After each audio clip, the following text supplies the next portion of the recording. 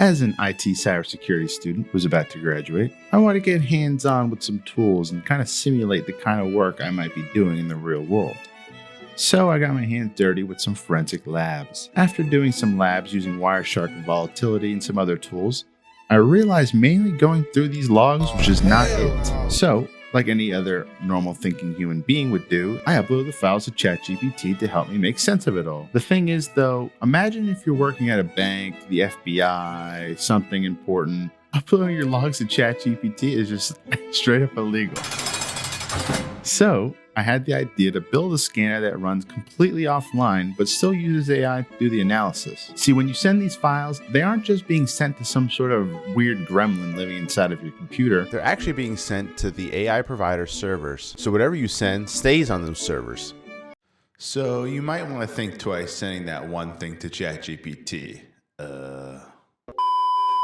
So, these logs are massive and confusing to read, and finding what you're looking for takes forever. And it's not like tools like the one I want to make don't exist. They're just really expensive, cloud-based, they need access to the internet, and these are things we want to avoid. So, I decided to make my own scanner from scratch. When we're done, hopefully we can load up some logs, flag suspicious entries, and then give each one a severity rating from 1 to 5. Then I plan on using Mistral AI to generate a summary and a course of action, and it'll all be completely offline.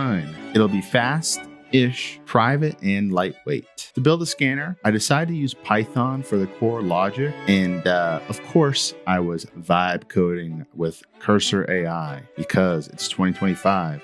And that's just how we do things now. The design will have two main windows. The top window runs rule-based checks to catch suspicious patterns in the log and finds anything suspicious or weird we might want to take a look at. And the bottom window is where the AI reads those findings and writes a summary of what's going on and what we should do about it. Enough yapping. Let's get to the montage.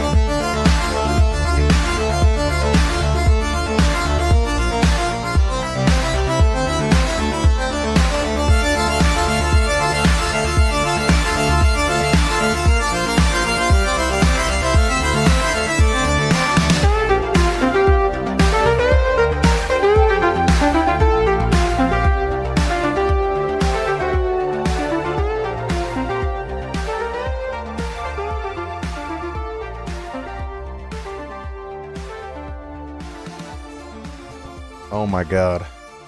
Oh my god. That took all day. And yesterday. Well, not yesterday. The day before yesterday.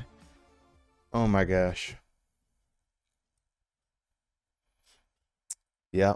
This is it. This is the best version other than, you know, it does take a bit, that's still not that bad. This is really good. I should test another one. I think the filter might be broken. Let's test. Oh my God. Okay. I think it broke. It broke. It broke. But it almost didn't break. The severity is showing 4 and it's only showing 1 finding. That's almost perfect. That's the only thing. That's the only thing. That's sick. So I should pop it open and it should, okay, well, I don't need the analysis. That's going to take too long. Oh my gosh. It actually works. That took a long time.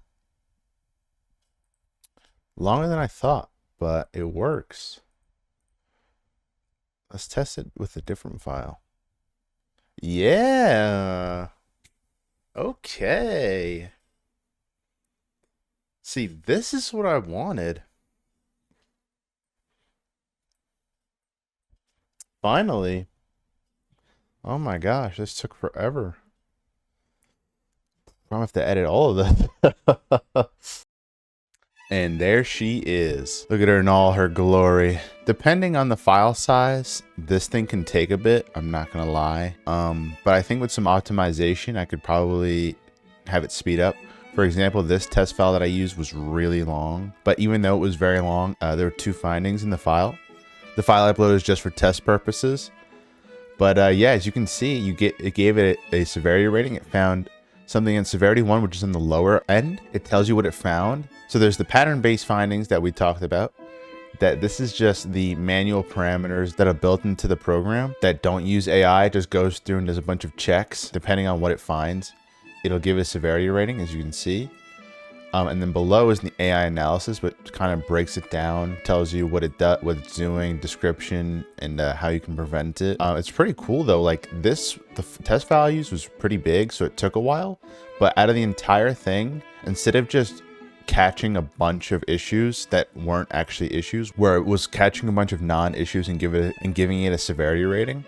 But this one actually did a good job. It found the 2 issues, and then the one that was less severe gave a severity rating of 1, and the one that was more severe a severity rating of 4, which is exactly what I want to see. And then it gave it a little description. It does take a while, but this is exactly what I wanted. So looking back, I should have spent more time on the planning process, spending more time planning out what I wanted specifically, instead of just kind of building the plane while it was flying.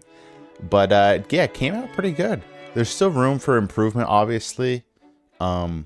And I could optimize it and update it. But I think for the purpose of the video and for what I wanted it in the first place, it's actually exactly what I wanted. So I'm very happy with how it turned out. I will leave a link in the description to my GitHub where you can find this scanner. You will need to download Mistral AI, so I'll leave a link in the description for that too. But yeah, thank you for watching. Hopefully my microphone wasn't too garbage. Thank you for watching.